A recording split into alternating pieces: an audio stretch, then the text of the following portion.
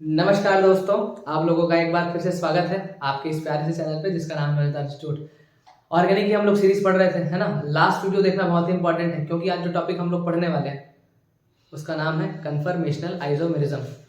तो भाई copy pen निकाल लो और बढ़िया सा हेडिंग लगाओ, कन्फर्मेशनल आइसोमेरिज्म लगाओ। ऑर्गेनिक की कॉपी अलग रखना, ठीक है। तो चलो उठाते हैं, आ जाओ।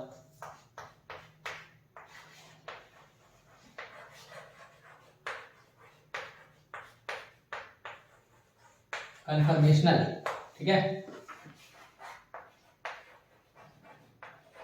आइसोमेरिज्म। देखो कहानी क्या है, ठीक है। तो लास्ट वीडियो में हम लोग सौ हॉर्स प्रोजेक्शन देखे थे और न्यूमैन प्रोजेक्शन वगैरह सब देखे हुए थे। तो मैं एक कंपाउंड का 100 हॉर्स प्रोजेक्शन बना रहा हूँ पहले, ठीक है। तो एक कंपाउंड का, किसी भी कंपाउंड आप समझ लो उसको, मैं उसका पहले 100 हॉर्स प्रोजेक्शन बना रहा हूँ, है ना, ठीक है। A B C D E और ये एफ, ठीक। अच्छा, ये वाला कार्बन दोनों के दोनों sp3 हाइब्रिडाइड है। क्या है? sp3 हाइब्रिडाइड है। अच्छा, दोनों कार्बन sp3 हाइब्रिडाइड है, मतलब ये वाला भी बॉन्ड जो कार्बन कार्बन के बीच का होगा वो सिग्मा बॉन्ड होगा। चारों बॉन्ड सिग्मा बनाया होगा ना। तो ये वाला बॉन्ड और ये वाला बॉन्ड मतलब एक ही बॉन्ड यार, ये ओवरलैपिंग है ना। तो ये वाला बॉन्ड क्या होगा? ये सिग्मा बॉन्ड होगा। अब समझना कहानी यहाँ पर करना क्या है। देखो, सिग्मा बॉन्ड के अक्रॉस अगर हम लोग, देखो इसको समझना थोड़ा है। इसको मैं पकड़ा हूं सामने से कंपाउंड को और इसको पीछे से ऐसे गोल गोल गोल गोल घुमा रहा हूं। इस बॉन्ड के अक्रॉस गोल गोल रोटेट कर रहा हूं। तो देखो ये कभी क्या हो जाएगा, थोड़ा सा ऐसे होगा, फिर ऐसे होगा, फिर एक उल्टा बाय है ये वाला, तो ये वाला क्या हो जाएगा, सीधा बाय हो जाएगा। घुमाऊंगा तभी तो होगा ना। सोच के देखो, इसको पकड़ के ऐसे घुमा रहा हूँ, तो बस घुमा घुमा के देखना है और जितना भी सारा बनते जाएगा ना, सारा का सारा कन्फर्मेशनल आइसोमर बनेगा। क्या करना है, एक को फिक्स रखना, दूसरे को घुमाना है। अच्छा, इसमें दो तीन बातें ध्यान रखने वाली, जैसे यार ये वाला बॉन्ड सिग्मा बॉन्ड है ना, तो सिग्मा बॉन्ड के अक्रॉस फ्री रोटेशन होता है। क्योंकि रोटेशन में जैसे आपको लगती है एनर्जी, जो है एनर्जी रिक्वायर्ड होगी ना, तो ये बहुत कम होती है 12 किलो जूल पर मोल के हिसाब से, क्योंकि एटमॉस्फेयर से ही आपको 84 किलो जूल पर मोल की एनर्जी एटमॉस्फेयर के माध्यम से ही आपके पास उपलब्ध होती है। लेकिन इसको घुमाने के लिए तो 12 चाहिए ना, तो आराम से घूम जाता है। मतलब इसको रोटेट करना आसान है, समझ रहे हो ना, ज्यादा अपने को मशक्कत नहीं करनी है। वैसे भी अब थोड़ा सा और दिमाग लगाओगे तो सोच के देखो, ये एक बलून, ये एक बलून, ठीक है, बढ़िया ओवरलैपिंग हुआ है बलून या कुछ भी। दिमाग लगा के देखो, मैं इसको ऐसे पकड़ा हूं यहाँ पर और इसको ऐसे गोल गोल गोल गोल घुमा रहा हूँ। तो एक इधर वाला तो जो कार्बन है वो फिक्स है, इधर वाले कार्बन को मैं घुमा रहा हूँ, ठीक है। अब इधर वाले कार्बन को समझ में आ रहा है ना, देखो एक उल्टा हुआ है, एक अभी भी दोनों उल्टा हुआ है। एक कार्बन को फिक्स किया और इसको घुमाना चालू किया, तो घूमते घूमते घूमते एक बार क्या बन जाएगा, सीधा वाली बनेगा। मतलब सीधा वाला इसका मतलब समझ रहे हो ना, एक आकृति वैसी भी आएगी सीधे बार वाली, और भी बहुत सारी आकृतियां आएंगी। अच्छा, इसको पकड़ा, इसको घुमाया, कहानी क्या है, इसको पकड़ा, इसको घुमाया, यहाँ पर जो ओवरलैपिंग हुआ है ना, घुमाने की वजह से वो चेंज नहीं होगा। कहने का मतलब वो बॉन्ड आगे पीछे थोड़ी जा रहा है, वो तो वहीं पर गोल गोल गोल गोल घूम रहा है ना। तो जो रोटेशन होगा, रोटेशन जो आप मतलब रिलेटिव रोटेशन करोगे ना, एक को पकड़ोगे एक और दूसरे को आप घुमाओगे, तो उन दोनों के बीच का जो ओवरलैपिंग है वो घूमने से थोड़ी ना चेंज होगा। सोच के देखो, सोचो सोचो सोचो यार, ये जो ओवरलैपिंग एरिया है ये इनके घूमने से थोड़ी ना चेंज होगा। ये आगे पीछे थोड़ी ना हो रहा है, ये केवल घूम रहा है, तो ये ओवरलैपिंग एरिया चेंज नहीं होता, इसलिए बॉन्ड स्ट्रेंथ में कोई फर्क नहीं पड़ता। ठीक है, समझ में आ रहा है ना। तो मैं लिख रहा हूं, इस चीज को थोड़ा समझना। Free rotation, free relative rotation लिख लेते हैं यार, एक को फिक्स करके एक को घुमाओगे तो free relative rotation across, spelling गलत, across sigma bond, across sigma bond due to overlapping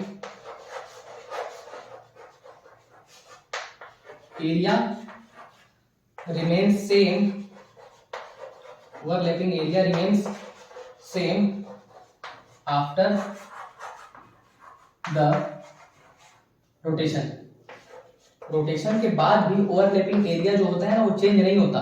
सोच के देखो, फिर आ गया होगा यार, क्या ही दिक्कत है, एक फिक्स है दूसरा घूम रहा है, तो ये आगे पीछे जाएगा ही नहीं, तो ओवरलैपिंग एरिया कम ज्यादा कैसे होगा, वहीं पे घूम रहा है ना, समझे, इसलिए ऐसा करते हैं। अच्छा, तो एक चीज तो फिक्स दिख रही है, कैसे 100 हॉर्स बनाना है, सोर्स में एक को फिक्स करना है, दूसरे को घुमाना है। अब सोचो किसी चीज में जहां घुमाना पॉसिबल ना हो, कन्फर्मर आएगा क्या, कन्फर्मेशनल आइसोमर आएगा क्या, नहीं आएगा। अरे भाई घुमा ही नहीं पाओगे तो अलग अलग आकृति कैसे बनाओगे, घुमा ही नहीं पाओगे तो अलग अलग कैसे बनाओगे, सोचो, क्योंकि घुमाना पॉसिबल नहीं है। तो जिन भी मॉलिक्यूल्स में रोटेशन जो होगा रिस्ट्रिक्टेड होगा, रिस्ट्रिक्टेड रोटेशन होगा, वहां पर आप कन्फर्मेशनल आइसोमर्स नहीं बना पाओगे। मतलब अब थोड़ा सा और समझते हैं। तो ये तो एल्केन था। अच्छा थोड़ा सा एक एग्जांपल मान लो, मैं तुम्हारे सामने एक एल्कीन का तुम्हारे मुंह पे मारता हूँ, अगर देखो ये एल्कीन मैं बनाता हूँ, ठीक है, कोई एल्कीन अगर अपन बना दे,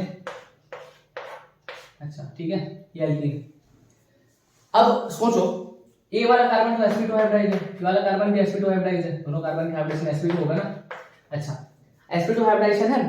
अब तुम लोग इसको एक को फिक्स करोगे, दूसरे को घुमाओगे बोलोगे, है ना, घुमा ही नहीं पाओगे, रोटेशन रिस्ट्रिक्टेड होगा, ठीक है। वैसे मैं थोड़ा सा और डिटेल में जा रहा हूँ, पर जिन बच्चों को उतना डेप्थ, जैसे कई लोग होते हैं ना, याद कर लेंगे कि भाई पाई बॉन्ड में रोटेशन रिस्ट्रिक्टेड होता है तो अपन काम चला लेंगे, तो उन लोग सीधे सीधे याद रख लेना कि पाई बॉन्ड में मतलब ये डबल बॉन्ड होगा, एक पाई, ट्रिपल बॉन्ड होगा, दो पाई, तो दोनों में रोटेशन थोड़ा सा दिक्कत करेगा। अच्छा तो ये तो रिस्ट्रिक्टेड हो गया रोटेशन, तो कहानी क्या हो जाएगी, इसमें घुमा ही नहीं पाएंगे, मतलब इसमें कन्फर्मेशनल आएंगे क्या, नहीं आएंगे, घुमा ही नहीं पाओगे ना। अब क्यों नहीं घुमा पाओगे, उस पर थोड़ा डिटेल पे चलते हैं, समझना, थोड़ी सी केमिकल बॉन्डिंग लगेगी यार, है ना, आईआईटी के लिए पढ़ रहे हो आप, नीट के लिए पढ़ रहे हो, तो थोड़ी बहुत चीजें पुरानी भी आपको नए चैप्टर्स में जरूरत पड़ती है, तो आपको सारा कुछ यहाँ सेट होना चाहिए, ठीक है। तो देखो इसमें थोड़ा सा अपन प्रकाश डालते हैं, समझना, sp2 हाइब्रिडाइजेशन है।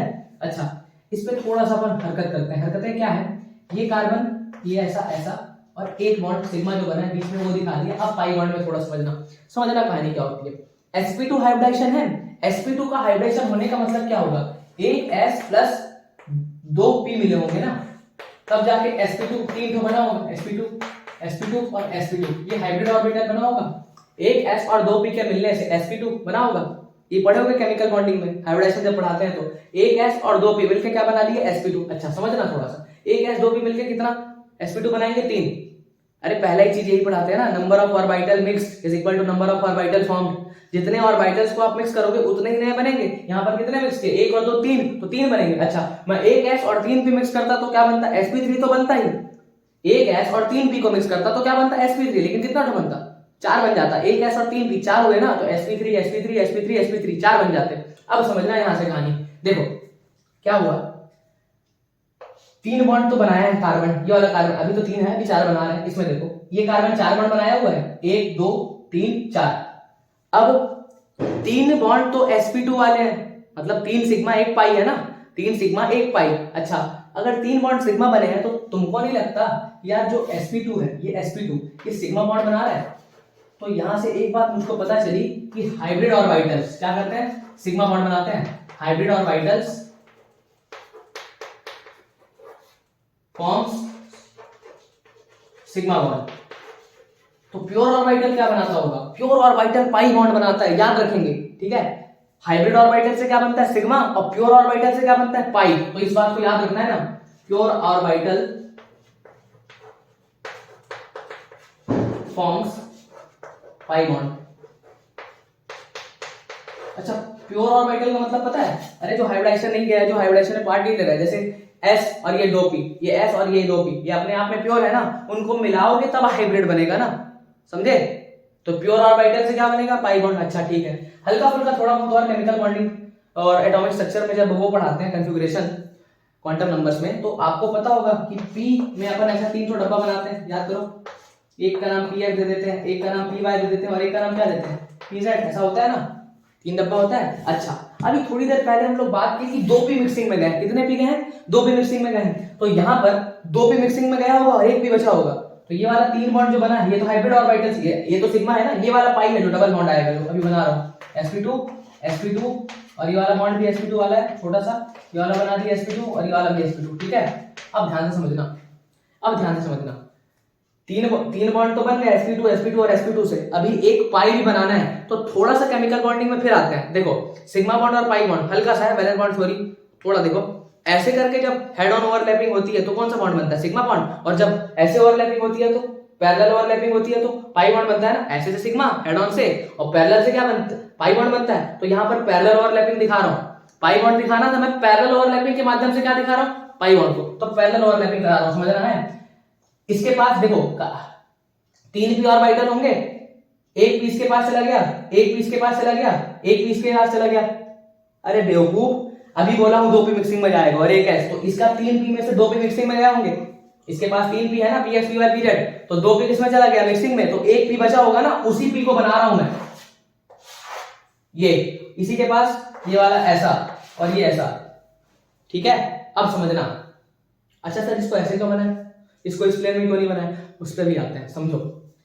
P X P Y P Z, अगर हल्का फुल्का ऑर्बिटल का शेप पता होगा तो पता होगा यार ये पी एक्स एक्स एक्सिस में बनाते हैं ना, पी वाई वाई एक्सिस में बनाते हैं, और पी जेड किस में बनाते हैं, जेड एक्सिस में। तो तुम लोग को नहीं लगता है क्या कि तीनों लोग आपस में परपेंडिकुलर हो गए? अच्छा, अगर ये और ये परपेंडिकुलर, समझना, मान लो एक्स वाई मिक्सिंग में गए, मान लो, ठीक है, तो ये एक्स हो गया, ये पी वाई वाला हो गया, तो तुम लोग को नहीं लगता जो जेड वाला होगा वो इसके परपेंडिकुलर ही होगा? तो भाई दो लोग अगर मिक्सिंग में गए हैं तो पी मैं किस में बनाऊंगा, परपेंडिकुलर बनाऊंगा ना। तो इसलिए अबोव द प्लेन बनाया हूं, क्योंकि ये और ये बॉन्ड तो उसी प्लेन में है, क्योंकि हाइब्रिडेशन अगर sp2 होता है तो ट्राइगोनल प्लेनर होता है, शेप तो प्लेनर है, तो 3 बॉन्ड तो उसी प्लेन में है, sp2 सिग्मा वाला। तो जो तीसरा जो p बचा होगा इसके पास का p, वो तो अबोव द प्लेन ही बनाना पड़ेगा, इस प्लेन में बना ही नहीं सकते, क्योंकि px py इसी प्लेन में है, px py इसी प्लेन में है, एक ही प्लेन में है ना, तो इसको मैं ऊपर बनाया। अच्छा, अब ओवरलैपिंग करा दो, ऐसे करके ओवरलैपिंग दिखा देते हैं, ठीक है। तो पाई बॉन्ड को मैं किससे दिखा दिया, ओवरलैपिंग से। एक्चुअल में ये जो है एल्कीन का ऑर्बिटल डायग्राम बना हुआ है, इसका orbital diagram of alkene, orbital diagram of alkene, ठीक है। अब थोड़ा समझना, वैसे इतना कुछ नहीं बताना था, सीधे बोल देते कि यार घूमेगा नहीं तो काम चल जाता, लेकिन समझो। अब घुमाओ साले को, घुमाओ, एक पकड़ो इधर, एक पकड़ो इधर, अब घुमाओ ना, इसको फिक्स करके घुमाओ, बॉन्ड टूट जाएगा। ये तो ओवरलैपिंग ऐसे रहेगा तभी होगा ना, घुमा दोगे कहां ओवरलैपिंग, लो बॉन्ड टूट गया। तो भाई अगर घुमा दोगे तो बॉन्ड टूट जाएगा, और अगर बॉन्ड टूट जाएगा तो मॉलिक्यूल वो रहेगा ही नहीं, एल्कीन कहां रहा, तोड़ दिए ना बॉन्ड को, तो बॉन्ड तोड़ोगे, भाई तोड़ना मरोड़ना नहीं है यहाँ पे, बिना तोड़े यार कन्फर्मल आइसोमर्स बना सकते हो क्या, नहीं बना पा रहे हो ना, क्योंकि घुमाने में तो टूट जाएगा। मतलब यहां से फील आ गया कि एल्कीन होगा तो वो क्या शो नहीं करेगा, क्या नहीं शो करेगा, जल्दी क्या शो नहीं करेगा, कन्फर्मेशनल नहीं शो करेंगे पाई बॉन्ड वाले, ठीक है। तो याद रखेंगे इस चीज को, छापो, बढ़िया से नोट बनाओ, आगे चलते हैं। चलो भाई ठीक है, देखे अभी तक फेल आ रहा है बढ़िया से। अच्छा, आगे कुछ बातें लिखते हैं, ये डेफिनेशन वगैरह सब लिखते रहना, पहले लिख लिया था, नोट बनाना बढ़िया शानदार। अब रिस्ट्रिक्शन है किसमें, डबल बॉन्ड और ट्रिपल बॉन्ड में, तो मैं लिख रहा हूं रिस्ट्रिक्शन, restricted rotation across, अब स्पेलिंग वगैरह देखना, डबल एंड ट्रिपल बॉन्ड, ठीक है। रिस्ट्रिक्टेड रोटेशन होगा डबल बॉन्ड और ट्रिपल बॉन्ड में। अच्छा, आगे थोड़ा सा चलते हैं, समझना कहानी क्या है। यहां से एक दो चीजें और तुमको समझाते हैं यार। सोचो, मैं इसको थोड़ा घुमाने का प्रयास करता हूँ, घुमाने से पहले एक दो बात और लिखो ना। अच्छा, इसमें रिस्ट्रिक्टेड रोटेशन हो गया अपना डबल और ट्रिपल बॉन्ड में, तो जहां जहां पे रोटेशन रिस्ट्रिक्टेड होगा वहां पर तो ये सारे क्या कहते हैं एग्जिस्ट करेंगे, मतलब आप घुमा ही नहीं पाओगे ना। तो कन्फर्मेशनल आइसोमर्स है क्या, उसका थोड़ा डेफिनेशन लिख लेते हैं कि दोस infinite forms which are formed by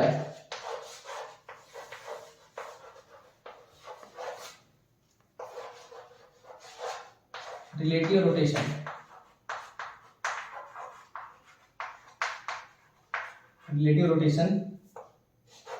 across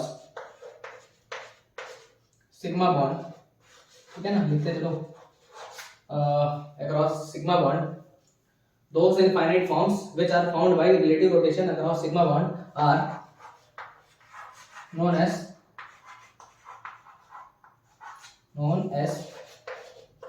conformational isomers,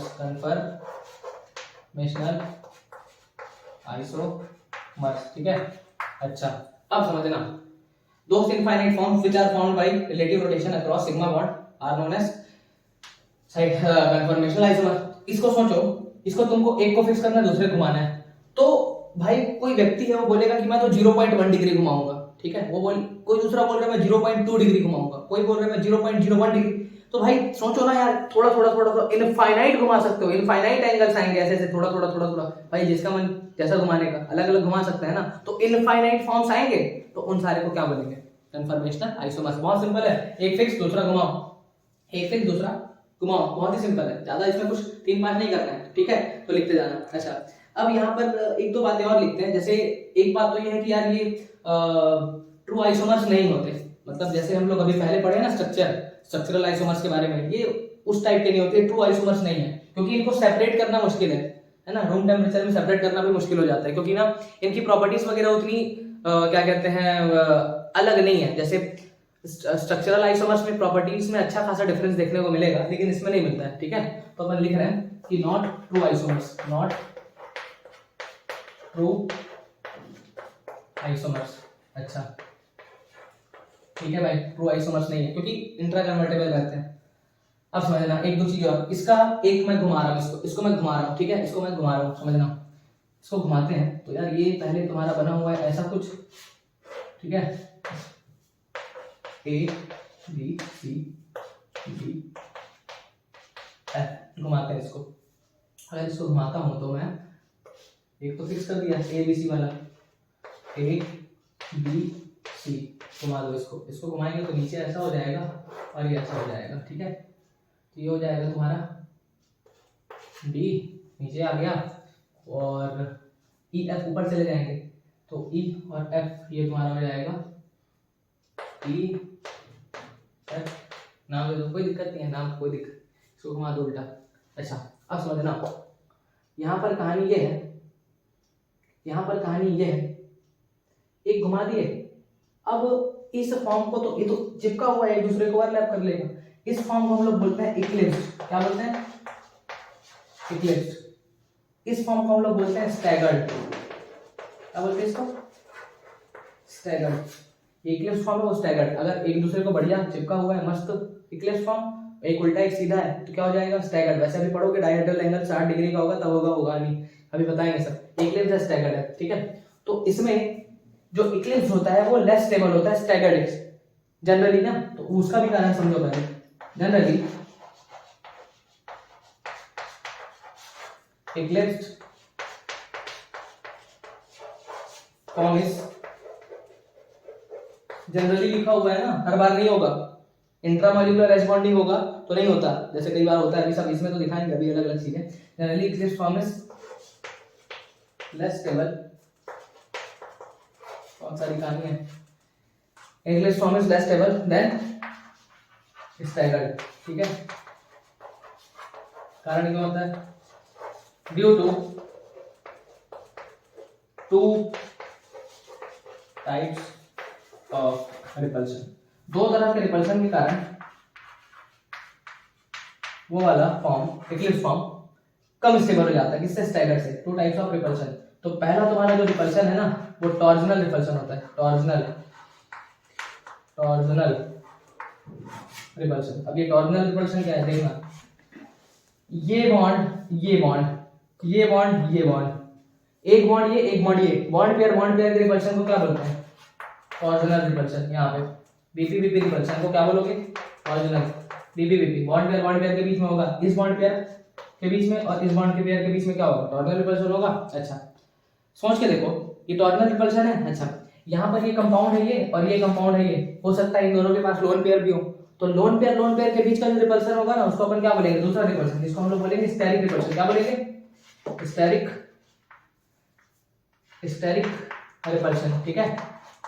एक तो बॉन्ड पेयर के बीच का रिपल्शन और दूसरा क्या रिपल्शन है, स्टेरिक रिपल्शन, जो कि लोन पेयर के बीच का होगा, इलेक्ट्रॉन क्लाउड के बीच का होगा, ठीक है। ये क्या होगा, लोन पेयर मतलब इलेक्ट्रॉन क्लाउड्स के बीच का। अब समझना, बॉन्ड पेयर एक बॉन्ड में 2 इलेक्ट्रॉन होते हैं, एक ये शेयर किया एक ये शेयर किया, 2 बॉन्ड बना, मतलब एक बॉन्ड बना 2 इलेक्ट्रॉन है, इसमें भी एक 2, तो 2 इलेक्ट्रॉन, और तो कोई भी कंपाउंड ले लो, ये वाला बॉन्ड तो वही होगा ना हमेशा।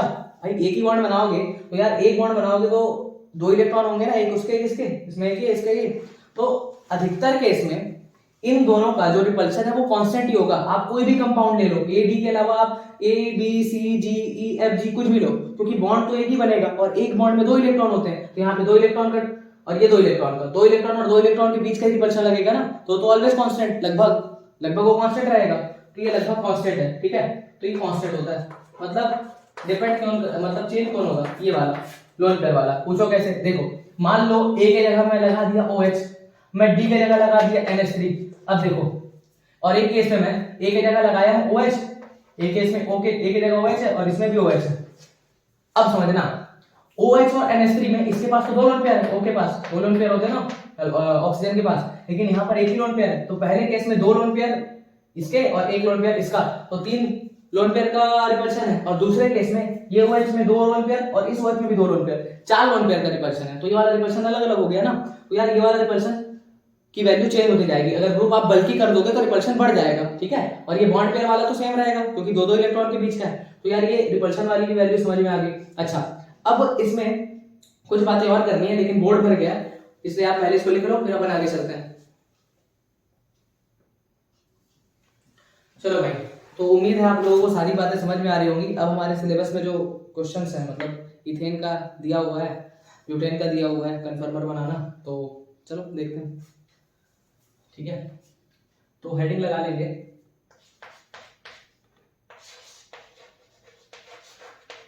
Conformational analysis of ethane. अब समझना, कन्फर्मेशन एनालिसिस करना है इथेन का, ठीक है। तो चलो सबसे पहले तो इथेन का अपन क्या बना लेते हैं, सौहार्द प्रोजेक्शन बनाते हैं, ठीक है। तो इथेन का सौहार्द बना लो भाई, CH3 तो ये कुछ ऐसा दिखेगा, देखो ध्यान से, ऐसा ऐसा ऐसा, यहाँ H और यहाँ पे H, ये तो कार्बन है, तो ऐसा और ये ऐसा ऐसा ऐसा, ये H और ये वाला H, ठीक है। तो CH3 बन गया, ठीक है। सौहार्द से हम लोग न्यूमन में भी तो जा सकते हैं, न्यूमन में भी जा सकते हैं, पलट दो ऐसे, सब पुराना लेक्चर में सिखाया गया है कैसे जाना है। अब देखो, इसको आगे डाल रहा हूँ, मतलब आगे इसको पीछे कर रहा हूँ, ये वाला पीछे चला गया, तो सबसे पहले तो ये सीन ऐसा कुछ हो जाएगा, देखो ऐसा, और ये फिर ये गोला, तो ये H और ये H, ठीक है। अच्छा, इसके जस्ट पीछे भी ये वाला H होगा, लगा दो ये H, और जस्ट पीछे में इसके भी एक H होगा ये वाला, और इसके भी जस्ट पीछे में एक H होगा ये वाला, लगा दिए। अब देखो ये क्या फॉर्म दिख रहा है तुमको, इक्लिप्स है, अरे भाई पीछे छुपा हुआ है पूरा, तो ये कौन सा फॉर्म हो जाएगा, इक्लिप्स फॉर्म। क्या फॉर्म होगा, इक्लिप्स। अच्छा, एक काम करो, इसको 60 डिग्री से रोटेट करो, कितना डिग्री से, 60 डिग्री से। तो 60 डिग्री से रोटेट करेंगे तो हरकत क्या हो जाएगा, ऊपर वाले को फिक्स रखना है, पीछे वाले को घुमाना है, ठीक है। तो ऊपर वाला फिक्स ही रहेगा, ये लो, और ये बोला, ठीक है, ये H और ये H। तो जैसे ही 60 डिग्री घुमाओगे तो ये वाला H यहाँ आ जाएगा, ये वाला यहाँ, ये वाला यहाँ, देखो कुछ ऐसा दिखेगा, ये H यहाँ आ गया, ये वाला H यहाँ आ गया, और ये वाला H कहाँ चला गया, यहाँ चला गया। अच्छा, अब ये वाले फॉर्म को तो स्टैगर्ड बोलेंगे, बताइए, है ना। अब इसको स्टैगर्ड क्यों बोलते हैं समझना, ये स्टैगर्ड फॉर्म इसलिए है क्योंकि यहाँ पर जो डाइहेड्रल एंगल है ना, dihedral angle DA, dihedral angle, ये कितना डिग्री दिख रहा है, 60 डिग्री। तो इसको स्टैगर्ड, और स्टैगर्ड में भी मतलब जरूरी नहीं कि स्टैगर्ड डाइहेड्रल एंगल 60 डिग्री होता है, तो गॉस बोलते हैं उसको, गॉस बोलते हैं, क्या बोलते हैं, गॉस फॉर्म। वैसे इसमें गॉस फॉर्म लिखने की जरूरत ही नहीं है, पता है क्यों, क्योंकि इसको अगला घुमाओगे ना तो क्या बनेगा, सोचो 60 डिग्री और घुमाओ इसको, 60 डिग्री अगर इसको घुमाओगे तो तुम लोग को नहीं लगता कि ये H यहाँ आ जाएगा, ये H यहाँ आ जाएगा और ये वाला H यहाँ, तो वापस ऐसा बन गया ना, ये ऐसा ही बन जाएगा 60 डिग्री घुमाने के बाद। सोचो ये H यहाँ आ गया, ये H यहाँ आ जाएगा, ये H यहाँ आ जाएगा, ऐसे दिखे, तो क्या करोगे, दोनों तो सेम हो गया फिर, तो मतलब और घुमाने की जरूरत नहीं है क्योंकि अलग नहीं आ रहा है। तो ये वाला एक बना और ये एक वाला बना। अच्छा, अब तुमको पता है कि स्टैगर्ड वाला क्या होता है, ज्यादा स्टेबल होता है, स्टैगर्ड इज मोर स्टेबल, ठीक है भाई।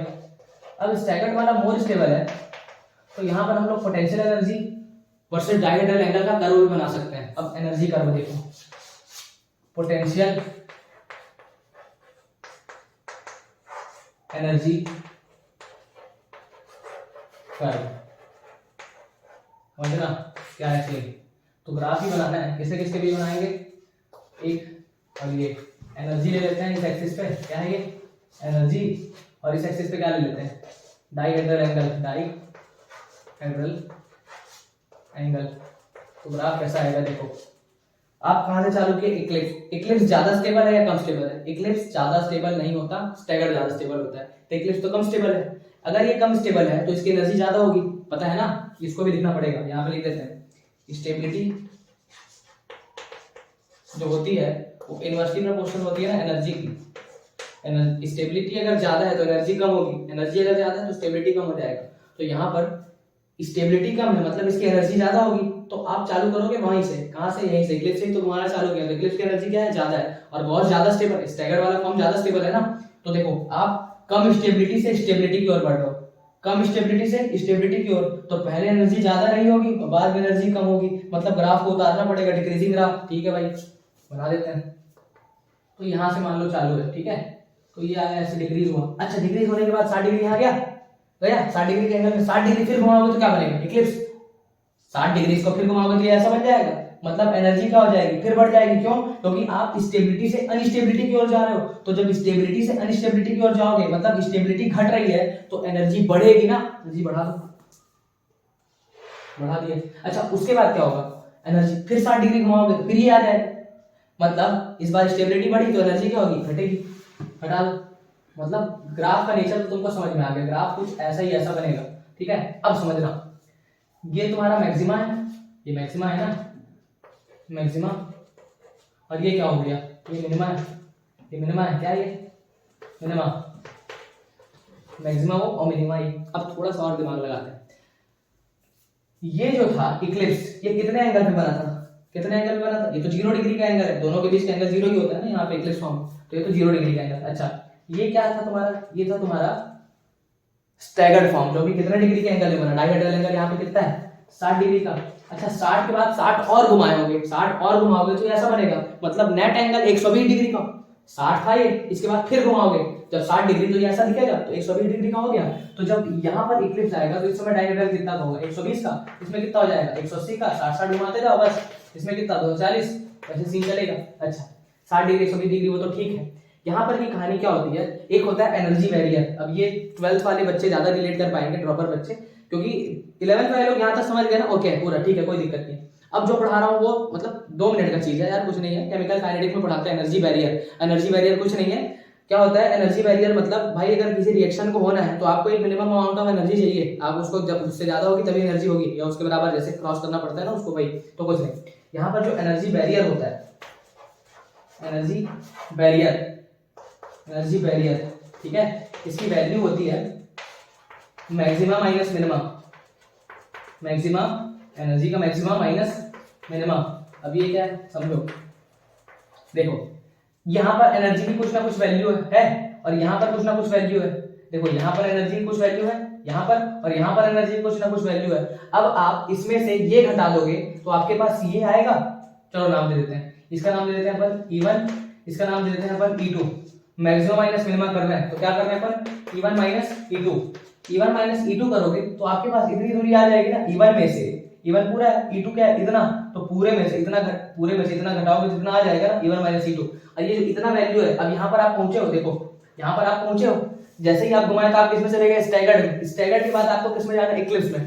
देखो ये तो ठीक है कि स्टेबिलिटी बढ़ रही है तो एनर्जी घटेगी, लेकिन आप फिर 60 डिग्री घुमाओगे तो 60 डिग्री घुमाओगे तो ये तो स्टेबल है ना, स्टेबल से आप किसमें जाओगे, अनस्टेबल में। तो स्टेबल से अनस्टेबल में जाने के लिए एनर्जी बढ़ेगी, एनर्जी बढ़ेगी मतलब एनर्जी चाहिए ना, कैसे बढ़ाओगे, एनर्जी बढ़ रही है का मतलब क्या, बढ़ेगी, साफ साफ देखो यहाँ पर तो ठीक है कि उतर गया। अच्छा, यहाँ पर क्या है, ये मेरा स्टैगर्ड फॉर्म है। अब स्टैगर्ड के बाद 60 डिग्री घुमाओगे तो आप किसमें जाओगे, स्टैगर्ड के बाद आप 60 डिग्री घुमाओगे तो आप फिर से इक्लिप्स में चले जाओगे इस केस में। तो घुमाने के लिए एनर्जी चाहिए और वो एनर्जी होती है E1 minus E2, energy barrier, घुमाना पड़ेगा ना। अब समझना यहाँ पर एक दो बात, वैसे तो हो गया कहानी, तो मैक्सिमम माइनस मिनिमम।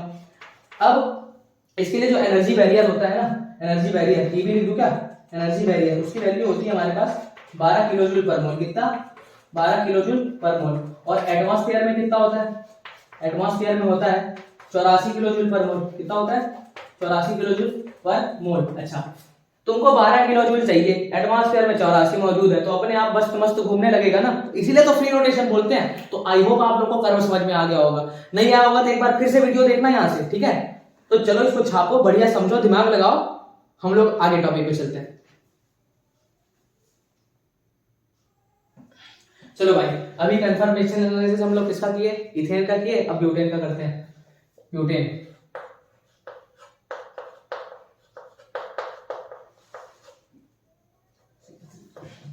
ठीक है। अब समझना कहानी क्या है इसमें। ब्यूटेन है और बॉन्ड में घुमाऊंगा, ये देखो बॉन्ड लाइन स्ट्रक्चर देखो, ब्यूटेन ये है, मैं घुमा रहा हूँ इस बॉन्ड के अक्रॉस ना, आप इस बॉन्ड के अक्रॉस भी देख सकते हो, इस बॉन्ड के भी कोई दिक्कत नहीं है, लेकिन मैं इसके घुमा रहा हूँ बीच वाला बढ़िया से। देखो तो पहले सबसे पहले क्या बनाते हैं, इसका सॉहर्स बनाते हैं। तो सॉहर्स बनाओगे तो ये वाला कार्बन और ये वाला कार्बन को उठाना है, ये कार्बन को तो उठाओ, ये कार्बन ऐसा हुआ, एक इधर एक इधर एक इधर। इस कार्बन में एक तरफ क्या लगा है, मिथाइल लगा दो, और दो क्या लगे होंगे, एच एच लगा दो, एक ये लो। इस कार्बन में एक तरफ क्या लगा है, मिथाइल लगा दो, और दो क्या लगे हैं, एच लगा दो। सॉहर्स बना। अब आ जाओ न्यूमैन में, इसका न्यूमैन प्रोटेक्शन देखते हैं। उसका जो न्यूमैन होगा वो यहां पर बनाता हूं मैं, ठीक है। न्यूमैन कैसा होगा, ये आप ऐसा ऐसा ऐसा, ठीक है, फिर ये गोला, फिर CH3 है ना, और ये H और ये वाला H, और ये वाला ऐसे CH3 यहाँ पे, फिर ये H और फिर ये आपका H, ठीक है। तो ये इसका न्यूमैन भी बन गया। अच्छा चलो, ब्यूटेन को यहाँ से घुमा रहे हैं बीच से, ये वाले बॉन्ड से, तो ये आपका न्यूमैन से सॉहर से न्यूमैन भी बना लिए। सारे वीडियो पुराना अगर जो देखा होगा भाई वो बढ़िया से समझ रहा होगा, क्योंकि ये सब बनाना सब सिखाया है। सॉहर्स कैसे बनाएंगे, डैश वेज फार्मूला क्या है, फिशर प्रोजेक्शन क्या है, न्यूमैन प्रोजेक्शन क्या है, सब बनाना सिखाया है, ठीक है। तो इसके जस्ट पहले वाला वीडियो देख लो, फिर यहाँ पे आना, ठीक है। और जिनको आता है उनके लिए तो खैर सोने पे सुहागा, देखो सीधा ये हुआ। तो तुम लोग को नहीं लगता ये वाला कौन सा फॉर्म है, इक्लिप्स है? अरे बेहतरीन यार, इस बार तो सीख गए इक्लिप्स फॉर्म। क्यों, डायहेड्रल एंगल 0 है, CH3 के बीच का एंगल देखना है ना। अच्छा हाँ, अगर वो पूछेगा कि भाई स्पेसिफिक पूछ दिया इसके और इसके बीच का बताओ, तो उसको ना आपके बताना, लेकिन अगर मेंशन नहीं है, बोल रहा है कि डायहेड्रल एंगल बताओ, तो क्या करोगे, जो दोनों ग्रुप सबसे बल्कि हो ना उनके बीच का निकाल देना। जैसे यहाँ पर CH3 और CH3 यही दोनों बल्कि ग्रुप है उस पर्टिकुलर सेगमेंट में, तो CH3 और CH3 के बीच का एंगल मैं 0 बता रहा हूँ, डायहेड्रल एंगल कितना है, 0। अच्छा चलो घुमाओ, तो 60 डिग्री घुमाते हैं। 60 डिग्री जैसे ही घुमाएंगे ये सीन कुछ ऐसा हो जाएगा। ये क्या बना, CH3 ऊपर, ये सामने वाले तो फिक्स है, सामने वाले ये H आएगा, H। अच्छा ठीक है, और ये गोला, फिर ये CH3 ऐसे चला गया होगा इधर, ठीक है, ये H चला गया होगा नीचे, और ये H चला गया होगा बाजू। अच्छा ठीक है भाई, तुम लोगों को क्या फॉर्म लग रहा है, ये स्टैगर्ड जैसा नहीं दिख रहा है क्या, स्टैगर्ड फॉर्म है ये, स्टैगर्ड फॉर्म। अच्छा, स्टैगर्ड के साथ साथ यहाँ पर डायहेड्रल एंगल देखो 60 डिग्री है, 60 डिग्री घुमाए, डायहेड्रल एंगल कितना है, 60 डिग्री। इसी 60 डिग्री डायहेड्रल एंगल वाले को हम लोग गॉस भी बोलते हैं, क्या बोलते हैं, Gauss form, GAUCHE, Gauss form भी होता है, ध्यान रखना इसको, ठीक है। डायहेड्रल एंगल 60 डिग्री हुआ, तो चलो फिर घुमाओ 60 डिग्री, घुमाओ यार 60 डिग्री घुमाओ। अच्छा 60 डिग्री यहाँ घुमा था, यहाँ 60 डिग्री घुमा, तो नेट कितना हो गया, नेट रोटेशन जो हो गया वो 120 डिग्री का हो गया। 60 था, फिर 60 घुमा दिया, 120 तो घुमाते हैं, तो ये सामने वाला तो फिक्स ही रहेगा, ठीक है, सामने वाला फिक्स रहेगा, तो ये फिक्स कर देते हैं CH3, ये H, ये वाला H, ये बोला। अब ये 60 डिग्री अगर घुमा है, 60 डिग्री अगर ये घुमा है, तो ये CH3 यहाँ आ जाएगा, ले आओ, ये 60 डिग्री वाला CH3 जो है वो यहाँ पे आ जाएगा, ले आ भाई, तो ये CH3 तेरा यहाँ आ गया, ठीक है, CH3 यहाँ आ गया, H यहाँ आ जाएगा, और ये H यहाँ पे आ जाएगा। अब ध्यान से देखो, ये भी इक्लिप्स जैसा दिख रहा है, लेकिन ये अच्छे वाला इक्लिप्स नहीं है। क्यों, क्योंकि देखो यहाँ पर CH3 के पीछे में ही CH3 था, यहाँ पर CH3 के पीछे में H है भाई, यहाँ पे H के पीछे CH3 है, मतलब अच्छे से ओवरलैपिंग नहीं होगा, मतलब तुमको दिख जाएगा, ये H के पीछे CH3 छुपने का प्रयास करेगा, दिख जाएगा ना। तो ये वाला अच्छे वाला इक्लिप्स नहीं है, ये थोड़ा गंदा वाला इक्लिप्स है। तो इसको हम लोग क्या बोलेंगे, इसको हम लोग बोलते हैं पार्शियली इक्लिप्स। क्या बोलेंगे भाई, पार्शियली इक्लिप्स। तो ये वाला को कुछ लोग फुल्ली इक्लिप्स भी बोल देते हैं, फुल्ली इक्लिप्स, फुल्ली लिख लो, चलो लिखना है तो फुल्ली इक्लिप्स, ठीक है। अच्छा ये पार्शियल इक्लिप्स हुआ। अब कहानी देखना, यहाँ पर डाइहेड्रल एंगल क्या दिख रहा है तुमको, डाइहेड्रल एंगल तुमको दिख रहा होगा 60 और 60 कितना 120 डिग्री का, ठीक है। चलो घुमाते हैं और घुमाते हैं, घुमाते भाई। तो अब घुमाओगे कितना, फिर वही 60 डिग्री घुमाएंगे, अब 60 डिग्री, तो नेट रोटेशन कितना हो गया, नेट रोटेशन हो गया 180 डिग्री का, कितना 180 का, क्यों, क्योंकि 120 तो यही कम हो गया था, 60 और घुमाया तो 180 डिग्री। चल घुमा दे भाई, अब कंपाउंड बना दो, ये और ये बोला, तो ये CH3, ये H और ये H तो फिक्स ही है। अब CH3 को घुमाओगे तो CH3 यहाँ आ जाएगा, ले आओ, आ गया CH3, ठीक है। H यहाँ पे आ जाएगा, ले आओ, उसके बाद ये यहाँ पे आ जाएगा H, ठीक है। अब समझना यहाँ पर ये वाला फॉर्म कितना, ये तो स्टैगर्ड मतलब स्टैगर्ड के स्पेशल केस में गिनते हैं, बट यहाँ पे समझो, यहाँ पर आपको डाइहेड्रल एंगल कितना दिख रहा है, CH3 के बीच में एंगल कितना है, डाइहेड्रल एंगल 180 डिग्री, इसको फॉर्म हम लोग बोलते हैं एंटी, क्या बोलते हैं इसको, एंटी फॉर्म। और यहाँ पर डाइहेड्रल एंगल कितना होगा 180 डिग्री का, मतलब बल्कि ग्रुप अपोजिट साइड में होंगे। अच्छा अब समझते हैं और क्या होगा अगर घुमाएंगे, तो अगर और घुमाता हूं मैं, अगर और घुमाता हूं तो तुम लोग को फील नहीं आ रहा है कि CH3 को मैं जैसे ही घुमाऊंगा आगे, CH3 को मैं जैसे ही घुमाऊंगा आगे, CH3 यहाँ पे आ जाएगा, H यहाँ पे आ जाएगा, H यहाँ पे आ जाएगा, पहुंचो CH3, तो ये कुछ ऐसा ही दिखेगा, CH3 यहाँ आ जाएगा, कुछ ऐसा ही दिखेगा, मतलब क्या बन जाएगा, पार्शियली इक्लिप्स, ठीक है। पार्शियली इक्लिप्स बनेगा और पार्शियली इक्लिप्स में एंगल कितना हो जाएगा, नेट एंगल हो जाएगा 240 डिग्री का, और रोटेशन कितना किया 60 डिग्री का, डाइहेड्रल एंगल कितना रहेगा 120 डिग्री वाला भाई। अच्छा ठीक है, अब पार्शियल इक्लिप्स मतलब ये बना, अब इसको फिर 60 डिग्री घुमाना है, तो पार्शियल इक्लिप्स है यहाँ पर, CH3 कहाँ पहुंच गया होगा, CH3 यहाँ था, यहाँ पहुंच गया होगा ना, यहाँ पे CH3 पहुंच गया होगा, यहाँ पे फिर घुमाओगे ऐसे तो CH3 यहाँ पे आ जाएगा, अब CH3 आजू बाजू में आ गए, तो पार्शियल इक्लिप्स के बाद CH3 यहाँ पे आ गए, मतलब ये वाला कुछ ऐसा नहीं दिख रहा होगा, ऐसा देखो CH3 आजू बाजू में, तो ये कुछ ऐसा ही दिखेगा, सोच को फील करो, पहले क्या था CH3 यहाँ था, फिर यहाँ पे ले आया, तो क्या बना, यहाँ पे CH3 आने के बाद ऐसा दिख, मैं क्या बोला पार्शियल इक्लिप्स, इसके बाद 60 डिग्री और घुमाया तो यहाँ पर आ जाएगा CH3, इस पे इस H वाले जगह पे, मतलब ये कुछ ऐसा दिखेगा, भले CH3 इधर है इस बार ना, उसमें इधर होगा, इस तरफ होगा उसमें, तो CH3 इधर आ गया, तो ये वाला एंगल कितना हो गया, डाइहेड्रल एंगल 60, मतलब पार्शियल इक्लिप्स के बाद क्या बन जाएगा, गॉस बनेगा, तो गॉस लिख देते हैं, गॉस फॉर्म बनेगा, डाइहेड्रल एंगल कितना 60 डिग्री। अच्छा गॉस यहाँ पे, मतलब यहाँ पर अगर आ गया गॉस, फिर 60 डिग्री घुमाओगे तो कितना हो जाएगा, 60 डिग्री में कितना हो जाएगा भाई, फिर CH3 अब तो साथ में आ गए, मतलब ये ऐसा बन गया, तो फिर क्या बन जाएगा, फुल्ली इक्लिप्स, क्या बन जाएगा, फुल्ली इक्लिप्स, ठीक है। अच्छा भाई ठीक है, ये हुआ सीन। मैं स्टेबिलिटी ऑर्डर लिखता हूं पहले तो यहाँ पर स्टेबिलिटी ऑर्डर अपन देखते हैं, स्टेबिलिटी ऑर्डर, और तुम लोग भी आराम से बता लोगे, पता है कैसे, गॉस फॉर्म तो सबसे ज्यादा स्टेबल होता है, मतलब स्टैगर्ड फॉर्म, गॉस वैसे तो अभी गॉस और एंटी तो कराएंगे, स्टैगर्ड फॉर्म ज्यादा स्टेबल होता है इक्लिप्स से, तो स्टैगर्ड ज्यादा स्टेबल होगा। अच्छा अब ये स्टैगर्ड को बनाया, पार्शियल इक्लिप्स को बनाया, या अपन इसको बनाया क्या कहते हैं एंटी वाले को, तो देखो ध्यान से, बॉन्ड पेयर का तो रिपल्शन अपने को देखना नहीं है, क्योंकि वो तो कांस्टेंट है लगभग, यहाँ पर CH3 में इलेक्ट्रॉन क्लाउड वाला जो रिपल्शन है वो ज्यादा होगा, क्योंकि देखो ना यहाँ पर ज्यादा क्यों, कम होगा ना भाई, CH3 दूर दूर है बढ़िया से, रिपल्शन कम होगा, ये बल्कि है, ये बल्कि है, तो यहाँ दूर दूर है ना, 180 सबसे दूर है, पास में होगा तो रिपल्शन ज्यादा होगा, रिपल्शन ज्यादा स्टेबिलिटी कम, तो यहाँ पर रिपल्शन एकदम कम है, अपोजिट साइड में है ना, तो रिपल्शन कम होने के कारण एंटी सबसे ज्यादा स्टेबल होगा, तो सबसे ज्यादा स्टेबल क्या, एंटी, ठीक है, एंटी सबसे ज्यादा स्टेबल। अब एंटी के बाद हम लोग आ जाते हैं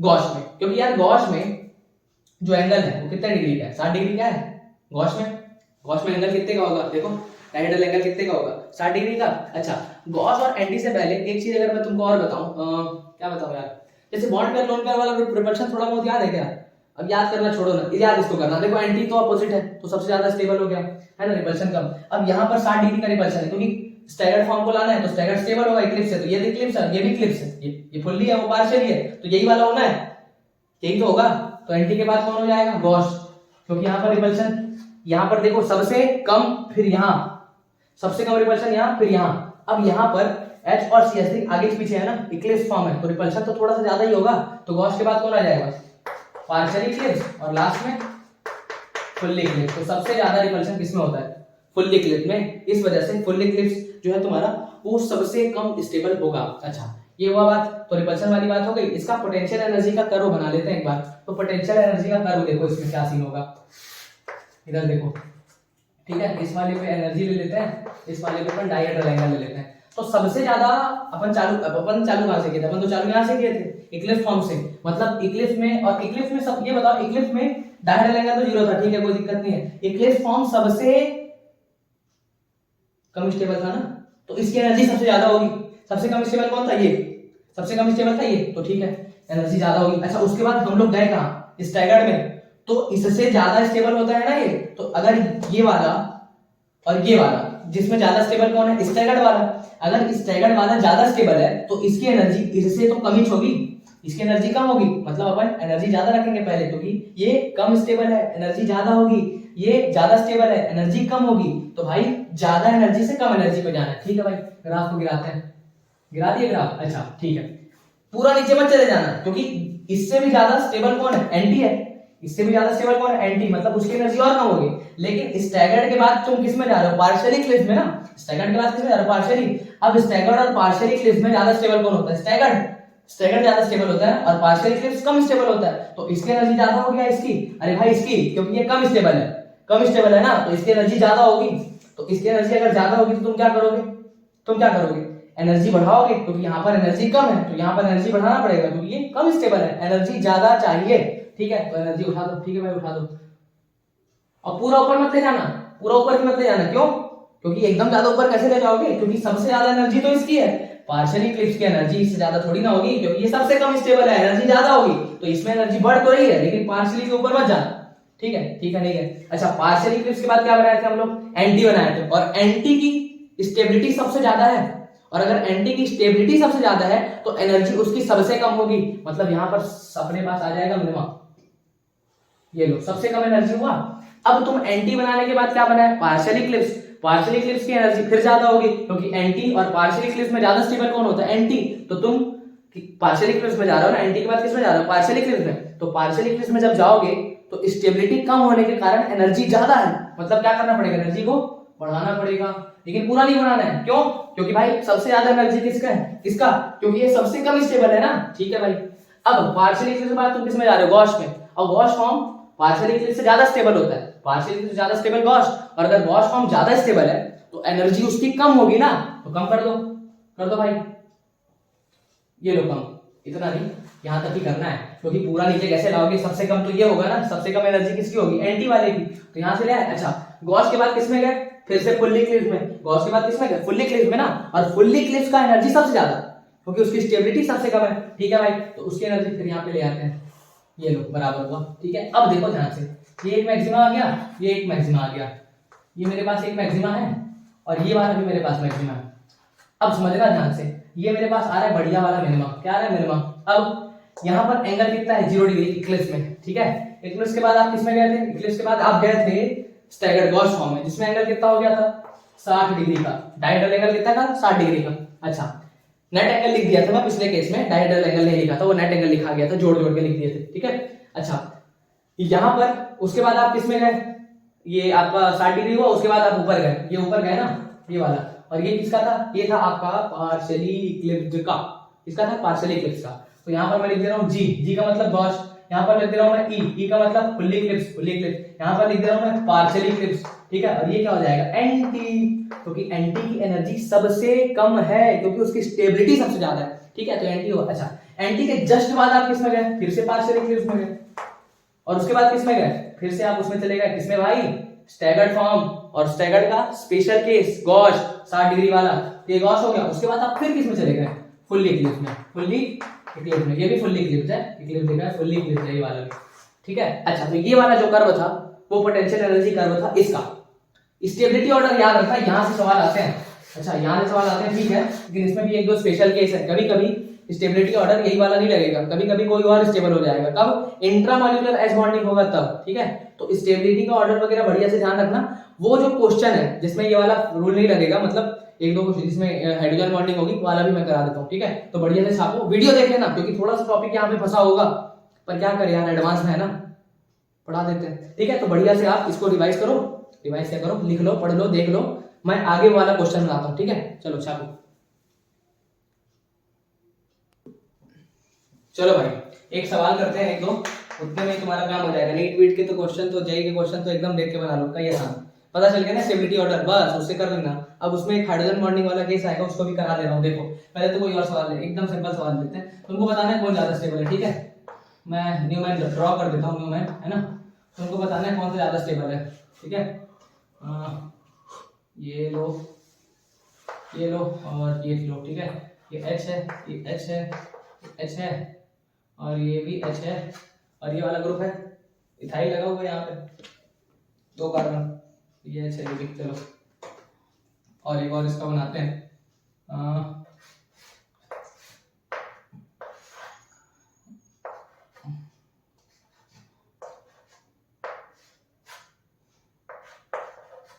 बताओ कौन ज्यादा स्टेबल होगा? अरे साफ साफ दिख रहा है सर, ये ज्यादा स्टेबल होगा। क्यों ज्यादा स्टेबल होगा? अरे भाई ये एंटी है, ये तो एंटी होगा ना, ये गॉस होगा।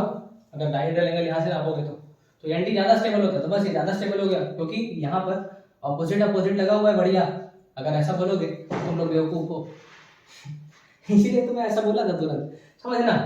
यहाँ पर सीन ऐसा है कि यार ये H ये H ये H ये H ये H और ये वाला मिथाइल, ये मिथाइल है, ये H ये H ये H है, सब तो सेम ही अरेंजमेंट है तो कहाँ से तुम लोग एंटी एंटी बोल रहे हो थोड़ा इस क्वेश्चन को समझो, ट्विस्ट था।